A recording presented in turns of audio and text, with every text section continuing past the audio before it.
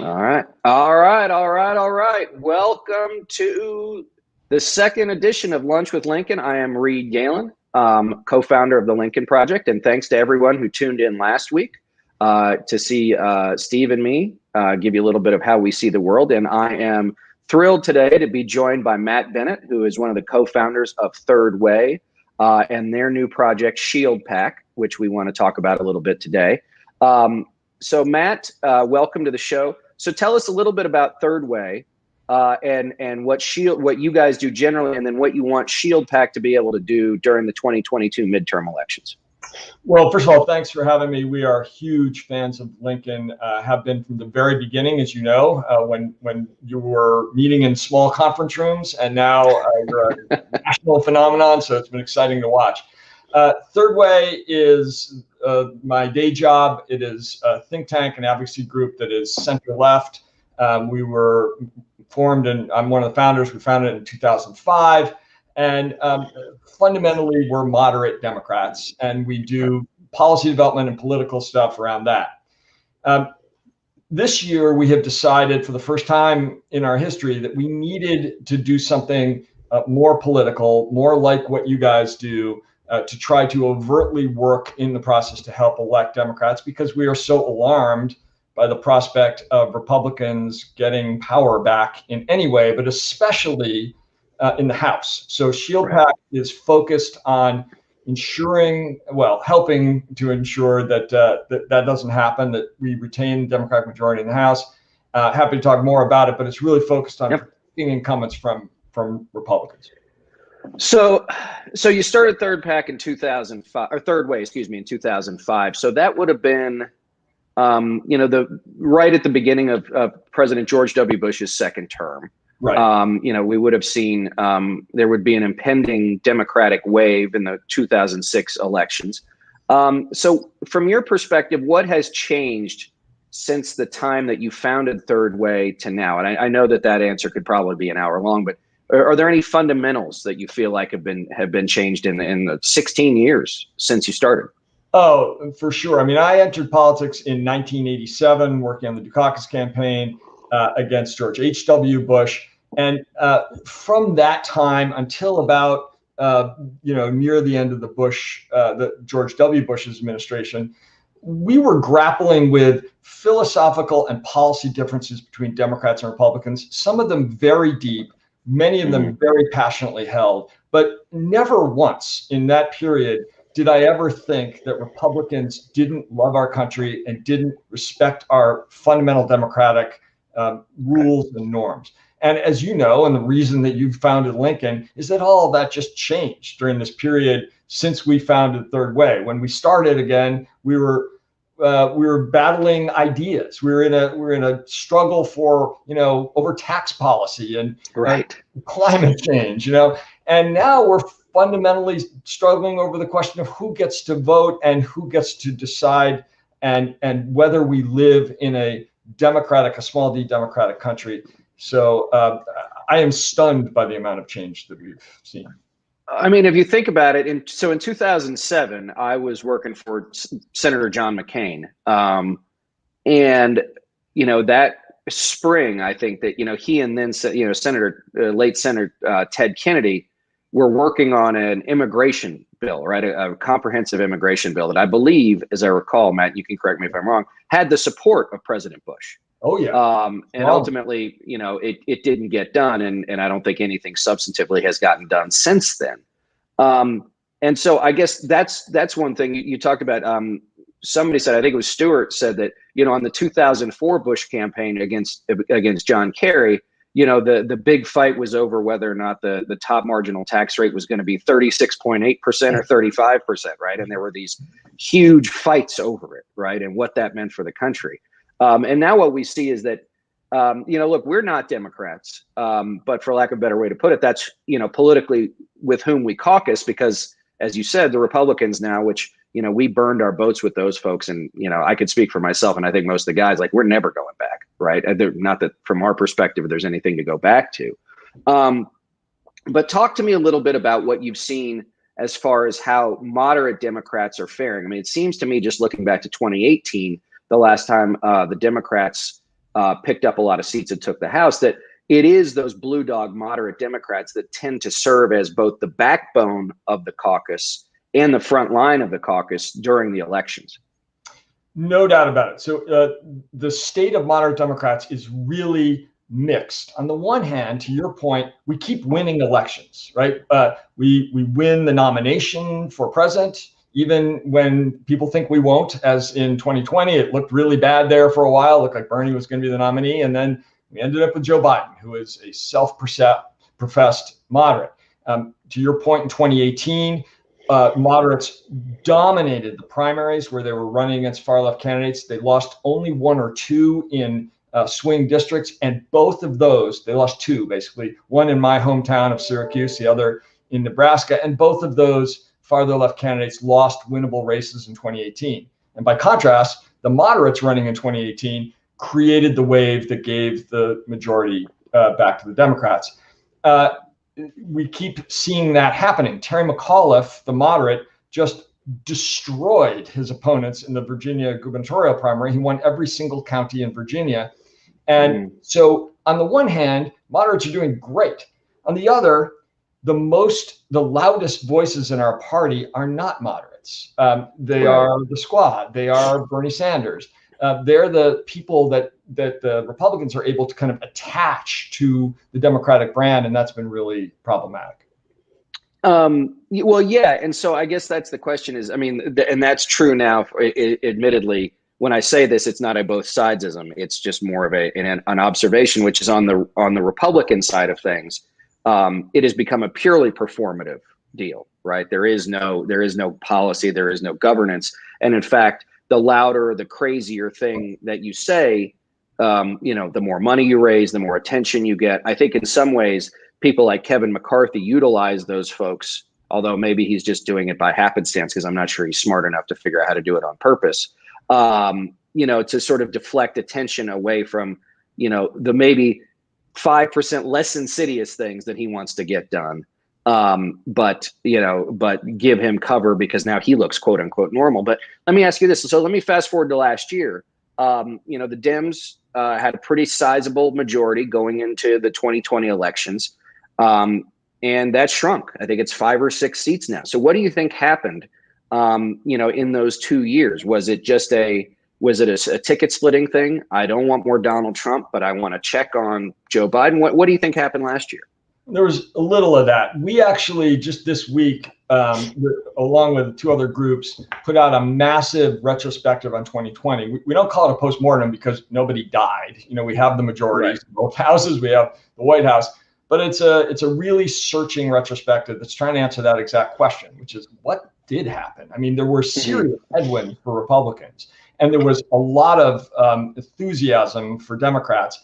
The polling turned out to be massively off, as we all know. So a lot of our expectations. Well, we solved that problem, Matt, by here at the Lincoln Project by just not doing any. Yeah, so. I think that maybe abolition may be the way to go here on polling. But yeah, I was talking yesterday to a House Chief of Staff, and her boss. The polling that they did in his district 3 days before the election was off by 10 points, and that was 3 days. I mean, it's insane. So one thing was expectations. No, for the folks watching, missing by 10 points 3 days before an election is like trying to aim at the dartboard and throwing it out the front door of the bar. Exactly. Yes, it is not just a miss. It is like you're in a completely different universe. Right. So the expectations were too high for Democrats. But that said, we lost a whole bunch of races that we didn't expect to lose, and not just because the polling was off. And if you look at the House races, and so our retrospective was a 6-month searching dive into that. We did 150 interviews. We looked at all the polling and turnout data. We looked at the ads. And fundamentally, we concluded a couple of things. One of them, and most important, I think, for this discussion, is that those attacks that Republicans were levying against the moderates who were running in these swing districts, calling them radicals, who wanted to defund the police, they were socialists. Depending on where you were, if you were in southern New Mexico or Oklahoma, it was you wanted to ban fracking. If you were in South Florida, you're a socialist. If you're in upstate New York, you wanted to defund the police. But all of those things were connected to things that the far left in the House caucus were saying and continue to say, and hold as principled points of view in good faith, but are very politically toxic in those places. And they didn't have anything to defend them. So we lost 14 House seats in Right. November. One was Colin Peterson, a senior member, but he went a super Trumpy district in Minnesota. One was an open seat that we ended up losing by 6 votes. 6. Right. We lost 12 freshmen from the class of 18, and they were very good politicians, but they were just suffered this onslaught of lies about who they were, and they didn't have enough cover, and that's why we started ShieldPAC. All right, so I want to talk about ShieldPAC in just a second, but that's one thing that we noted, and I think this is one thing for folks listening. Understand that, Matt talked about a race that came down to 6 votes. I mean, ultimately, guys, this is a game of small numbers, right? These races, the direction will be decided by the margin of the margin. And so what I think happened, at the national level, and it sounds like what you say, Matt, is it filtered down into the Senate and House races and probably into some state House races too, is that like Trump and the Republicans basically ran the Bernie Sanders playbook against Joe Biden because they thought they were going to get Sanders. Right. And it almost worked. Did. It almost worked. And I think you're right about it's not just not just South Florida, but the Rio Grande Valley in Texas. Totally. Where, and we were having a long discussion about this yesterday amongst some of our folks, which is, what does it look like in these places? And I think the other part too is just understanding that because you live in South Florida or because you live in the Rio Grande Valley and you might be Latino or Latina does not mean that, immigration is your number one issue, right? In fact, you could make an argument, and it's probably an unpopular argument, that if you were a second or third generation Latino, you have done what the country generally asks, which is you have assimilated. You consider yourself American first. And that comes with all of the positives of being a proud American. And sometimes it comes with sort of the darker edges, which is I'm here, my family's here, we've established ourselves, just like we saw in the early 1900s, right? My family were Russian Jews, right? People in New York didn't want more Russian Jews in New York. And so, but I think those are honest conversations that everybody has to have, as opposed to saying we can't possibly believe that there are gradations among different communities that we should probably take a look at. Yes. And one of the other big things we found in this retrospective was that Democrats have made a huge mistake in dealing with voters of color, African Americans, Latinos, and Asian and Pacific Islanders as monoliths who all care about the same thing. If you're Latino, you care about immigration. If you're African American, you only care about crime. That's just wrong. And moreover, there's a huge degree of difference among these Latinos, depending on how long they've been here, where they are on the income scale, and where their families originally came from. So we have to start thinking about those voters as persuasion voters, not just base voters that need to be turned out on election day. And to your point about nativism, my dad actually wrote a book about, he's a historian, he wrote a book about nativism through the ages in America, and it goes way back to before the founding. And it always goes kind of cyclically. And what happens is that when a group of immigrants is here for a long time and they're into their second, third, and fourth generations, often they become nativists. That's what happened with a bunch of Trump supporters whose great grandparents were called terrible things when they arrived in Ireland or Italy or other places. So tell me about ShieldPAC. Do you guys have some specific districts that you're looking at, some specific members? And then and then I'll ask a more probably tougher question, which is, how do you see redistricting affecting efforts? Because I know that given the delay in the census, a lot of the redistricting and frankly gerrymandering won't occur till later of the year. So how do you, first, who are you looking at? Well, those two things are exactly related. We don't really know yet. We can be fairly confident that Jared Golden in Maine is going to have a tough race because there's 2 districts in Maine, and it's not going to change by much. And Cindy Axne, who won by a very narrow margin in Iowa, where next door we lost 2 races by agonizingly close margins, Abby Finkenauer and the open race we talked about. So that's going to be a tough race. They have independent, they don't have gerrymandering. They have an independent commission that does it. They have rules about what counties have to be in the district. So her district will probably remain the same. There's a few of those.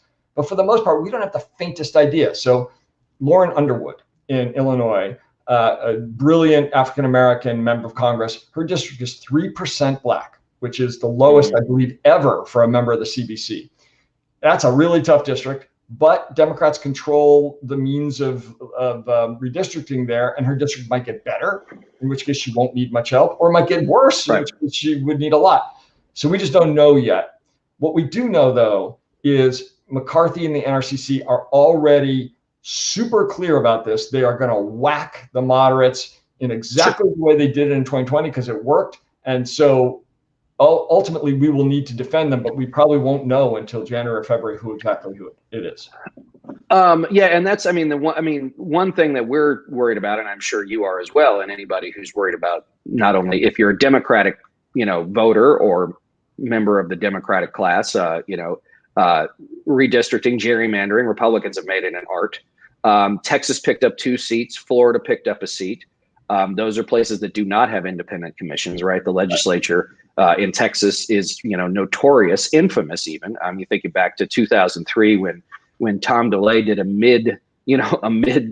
mid-cycle redistricting just to do it. So and the Democrats tried to flee then too, the way they've done recently to avoid. Yeah, well, the first time they fled to Ardmore, Oklahoma, and then the next time was New Mexico or vice versa. It's a unique thing in Texas that there's enough Democrats to prevent a quorum, and then look, that's the other thing too, right? I mean, they're fighters down there. We're gonna need a lot of fighting Democrats, right? You talk about the ideas that there are some things that are underpinned by policy, but at the same time, like when you talk about immigration is not a policy issue anymore. It's a cultural issue. Socialism is not a political issue. It's a cultural issue. Defund the police is not a political issue. It's a cultural issue. But what the Republicans have been good at, even since the time when I still worked there, was taking cultural issues and making sure, or trying to make sure, they have electoral outcomes. And because, we had a bunch of Republicans and independents cross the line in 2018. In House and Senate races, we had the same at the national level last year. We've got to find out how to, bring those people or keep those people on side for the next 18 months. It's not the easiest thing to do. Say we need to save democracy is a great thing. We can write lots of op-eds on it. Talking to a specific voter about it, when they've got everything else going on, can sometimes be harder. So, Matt, I want to take, we got a couple of questions here. Let's see. All right, so this is a good one. What can we do to convince Joe Manchin and Kristen Sinema to join in abolishing the filibuster, given McConnell's statement that the era of bipartisanship is dead? So, all right, so Matt, I'm gonna turn the tables on you. So Sinema and Manchin consider themselves, I think, to be moderate Democrats, but now it seems that they are utilizing that as a way to stop voting rights from happening, or voting rights from being brought to the floor for a true vote. They don't want to abolish the filibuster. So how do we account for moderates who we think should go our way but don't? Well, look, I think that Manchin and Sinema on this question, particularly as it relates to H.R. 1, the voting rights bill, are outliers. I know that they don't speak for most moderates in the Senate, like Chris Coons and Michael Bennett and Jeanne Shaheen. Right.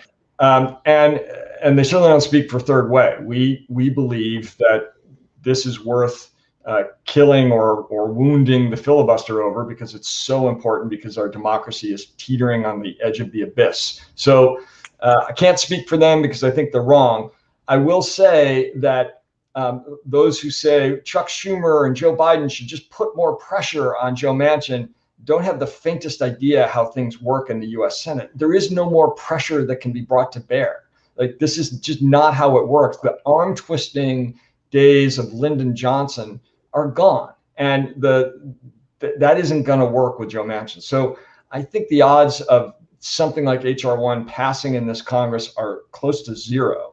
But I do think it is conceivable, at least, that something like the John Lewis bill, which would basically restore the proper role of the Justice Department in overseeing the kind of blatantly racist and illegal shenanigans that we're seeing in places like Texas and Georgia, giving the power back to the Justice Department, that is conceivably something that Manchin and Sinema could get behind.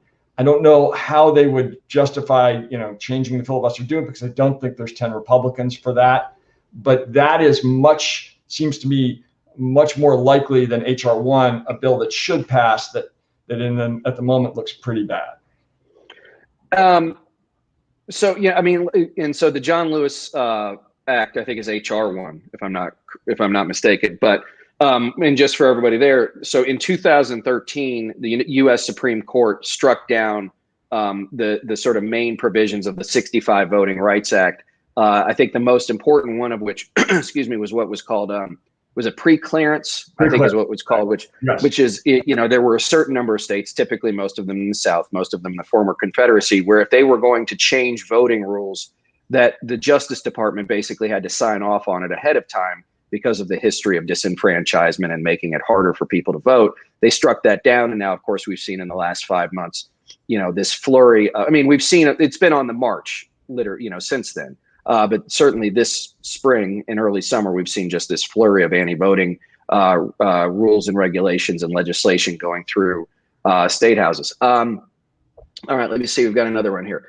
M. Griff on YouTube, Matt, asks, when are the conspirators of 1/6, I assume the January 6th, going to be dealt with? And not just the people who stormed the Capitol, but in your mind, both the politicians and the Trump appointees. You live in D.C. or inside the Beltway anyway. What's your sense? Is there accountability for those folks, or is this one more thing where Washington just wants it to go away and wants to move on with life? I dearly hope that there is accountability, that it is the worst assault on our democracy since the Battle of Gettysburg, and we should be dealing with it. But I'm not sure there will be. I know there is deep reluctance in the Justice Department to go after former officials on pretty much anything because they don't like setting precedents by which, when the parties change, there is criminal sanction brought against their predecessors, even when it's deserved. It's here. I'm not saying that nothing will happen. Even if there's not a bipartisan commission, which it appears there won't be, given Republican intransigence on that. I think there will be a lot of congressional oversight hearings, and at the moment, Democrats have subpoena power, and they can hold folks accountable, at least in the court of public opinion, if not in actual court. But unfortunately, I don't think we're going to see former officials being marched off to jail for their role in this treasonous activity that happened on January 6th, and that they continue to foment. And the one thing I'll say about that, though, is, and there's been news about this today, is the incitement of violence against election officials. If that leads to actual violence, then that could lead to some sort of legal sanction for the people responsible. Well, I would say this is that, one, yes, January 6th opened up political violence, and it re-entered it into the American lexicon for the first time probably since the late 60s, the late 1960s. And so there will be more violence. But I guess my other point, too, is, I've been thinking about this a lot this week, is this idea of how many things throughout human history have been allowed to happen because people were afraid of an unknown alternative or an assumed alternative. Yeah. Right. And so, well, the Justice Department doesn't want to set this precedent because they don't want to have, something else happen down the line. Well, if you don't want to have something else happen down the line, then take care of the problem now. Right. Mm-hmm. Assuming that if we do nothing. And so what I think happens is this fear of doing something that may have a bad outcome becomes, first a fear, then an excuse, then the reason. Right. Well, we can't do it because X will happen. And I think we've seen that throughout history just really work out badly. All right, let's see. All right, Matt, here's one from Life Hacks on YouTube. Can the Democrats create a, quote, gun-toting Democrats program to support a crossover of some Republicans who only support the party for the Second Amendment? Yes, we absolutely can. In fact, before we founded Third Way, the four of us who founded it were working at a group called Americans for Gun Safety. And our fundamental premise was that we should accept that the Second Amendment offers an individual right to own a gun, as the Heller decision later determined it does. and arguing over it was stupid because there's 400 million or more guns in private hands in the United States, and we're not getting them back. Nobody's going door to door to get those guns back. So why would we have that discussion? And I think what you've seen is the Democratic Party, while it's moved kind of to the left on a lot of other social issues, it hasn't so much moved to the right on guns as accepted fundamentally the premise that there is a right to own a gun, but that rights come with responsibilities. Right. We won't get hardcore, NRA supporters to support Democrats. I think if you're a single issue voter on guns, you're probably lost to Democrats. But I do think for the vast majority of gun owners who are not members of the NRA, and most are not, then that kind of approach can be attractive. All right. So, Matt, Carol on Facebook asks, how can we use what happened on January 6th against the Republicans in the midterm? So for, you've got Shield Pack, at Shield Pack on Twitter, I believe, and we can put it up on the screen here. So we have a fundamental belief at the Lincoln Project that we must keep the events of January 6th front and center in the minds of American voters and not let Republicans off the hook for it, because they know it's bad for them. They know it's bad for the country, and they know that what people saw on that day shocked, the soul, I think, of our country. So how do you, as someone who's going to be going out and defending moderate Democrats, how do you see the events of January 6th in the context of a campaign? Well, look, I think every successful campaign has to have both offense and defense. And Lincoln Project and the DCCC and House Majority PAC and other groups are principally going to be doing offense. It's what you guys did in the last cycle so brilliantly. And I think that's what you'll be doing again, is as you say, keeping January 6th alive and fresh in the minds of voters is very, very important, particularly in the face of this unbelievable gaslighting that they're doing about how it was just a normal tourist visit to the Capitol and how it was really Antifa and all this other slew of lies that they've been starting to tell about January 6th. It's very important that all of us continue to do that. Shield Pack, though, is going to stay in our lane. And our lane is going to be defending incumbent Democrats in swing districts from these specific set of lies about them, that they're socialists or they want to defund the police or what have you. But we're going to be very strongly supporting groups like Lincoln that are doing the offense while we do the defense. So, Matt, just on that a little bit, Republicans use the American flag. They use patriotism as a cudgel. Some of them actually used it as a literal cudgel on the steps of the Capitol in January. Why are Democrats afraid of patriotism? I don't think we are. I think that's a lesson that you learned earlier in your career back when you were a Republican, and there was a real question about whether Democrats could accept flag waving patriotism. And, when I entered politics in the 80s, we were still feeling the echoes of Vietnam and the counterculture movement. And it was tough for Democrats to, wear lapel pins with a flag and have a lot of flag kind of waving, both metaphorically and actually at our events. But I do think that that's changed. If you looked at the convention in 2016, the last time we had a normal Democratic convention, there was a pretty serious embrace of patriotism and the flag. We had a lot of military folks speaking. There was a lot of USA chants going on. So I think that has evolved over time. It is still kind of stuck in the minds of a lot of voters that Republicans are more patriotic. Obviously, the current Republican Party is deeply unpatriotic. I mean, if you hit cops with flags, you are unpatriotic by definition. If you storm the Capitol, you don't love our country. So I'm hoping that that'll change. So, Matt, in our last minute here, where can folks get more information on you, on Third Way, and on Shield Pack? Thirdway.org, shieldpack.org are the best places to go. And we would love people's thoughts, any support you can give us, and very much appreciate the opportunity to talk to you about it. No, thanks, Matt. Thanks for joining me. And for everybody out there, remember that Lincoln Project podcast, hosted by yours truly, drops on Tuesdays and Thursdays. You can find it on your favorite podcast app. And also, don't forget to tune in Tuesday and Thursday nights, 8 p.m. Eastern, for Lincoln Project Television, The Breakdown with Tara Setmayer and Rick Wilson, and on Wednesday nights at 8 p.m. for We're Speaking with Lisa Senecal and Maya May. Until next Friday, thanks everybody for listening. And Matt, thanks for joining me. Thanks for having me.